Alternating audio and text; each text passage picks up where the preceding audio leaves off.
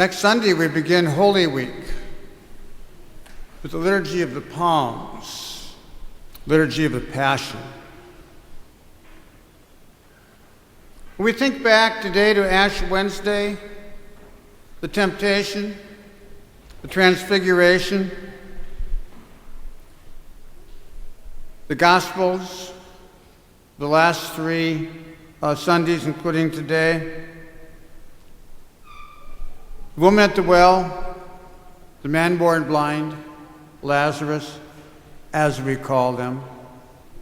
And those words were not just spoken back then, but they're being spoken to us, such as, Lazarus, come out. We got to put our own names there. Bill, come out. Jennifer.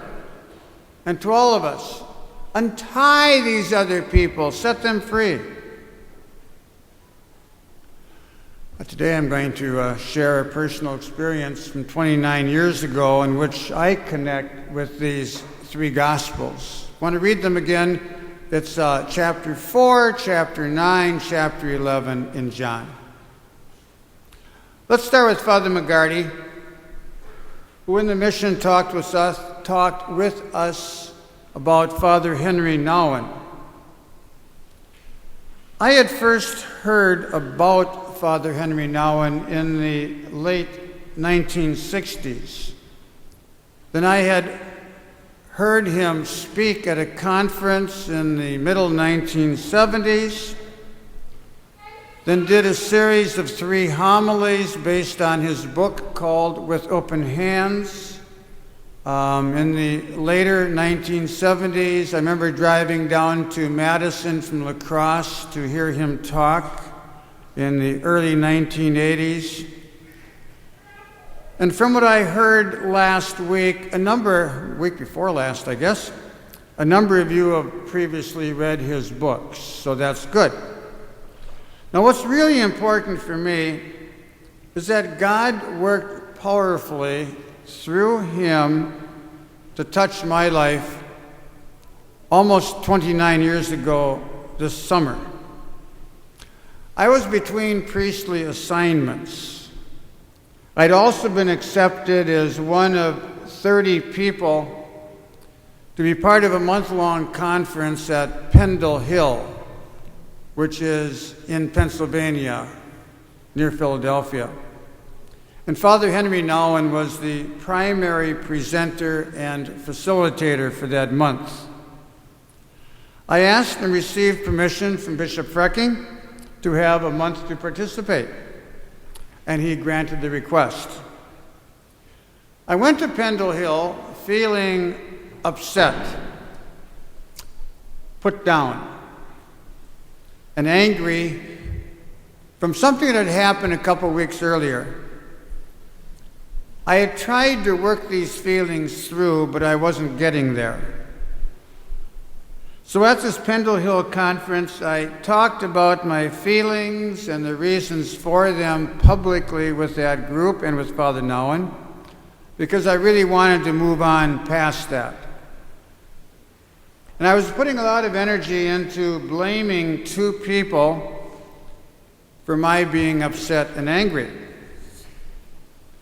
Well, one evening at a social event, after a presentation, Father Nouwen asked me if we could talk for a couple of minutes. I said, yes. So we went over to a corner. He asked me about the 2 people that I was upset at and angry at, and I told him what they had done wrong to me. He asked me if they were in the room. I said, no, they're about 1,000 miles away. He asked me where the enemy was right now. Now, I considered it rather strong language to use the word enemy, but I knew what he was talking about. So I said, well, I don't know, maybe a little bit over 1,000 miles from here. So then he looked right into my eyes very tenderly and very warmly and very carefully, And he said to me, he said, John, he said, the enemy is not outside of you. He said, the enemy you are experiencing is within you. He gently put his finger right to my chest and heart as he said that. And I immediately knew exactly what he was saying. He was 100% right. And I felt very relieved. He had pinpointed the issue. I thanked him. I left the gathering to find a quiet place to be by myself for a while, then I went to bed. And I woke up the next morning feeling very different. Because there's a sense in which God spoke to my heart. I'm thinking of the woman at the well. Touched a blind spot. I'm thinking of last Sunday's gospel. And raised me up from the grave. I'm thinking of today's gospel. It's like I was Lazarus, and God was saying through Father Henry Nouwen, Lazarus, come out. John, come out. And God was saying to Father Henry Nouwen, untie him and set him free. Untie John and set him free. Now, I want to say as a postscript that, objectively speaking, the two people had handled the situation affecting me very poorly, and I'm trying to put that objectively. But at the same time, although I had a real issue with that, it was my pain. And I needed to acknowledge it was my pain, it was my upsetness, it was my anger. I was the one who had it. And I wanted to process that. I wanted to move on, but I was stuck. So blaming them did not get the job done. But I was able to move on with the help of this friend, Father Henry Nouwen, and I'm forever grateful.